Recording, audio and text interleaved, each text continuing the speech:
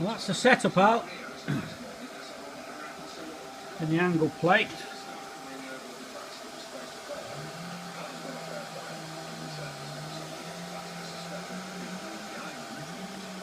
Seems to have worked alright. You can see the blade there, can't you? Which is plain, electric plane blades for wood. So there you go.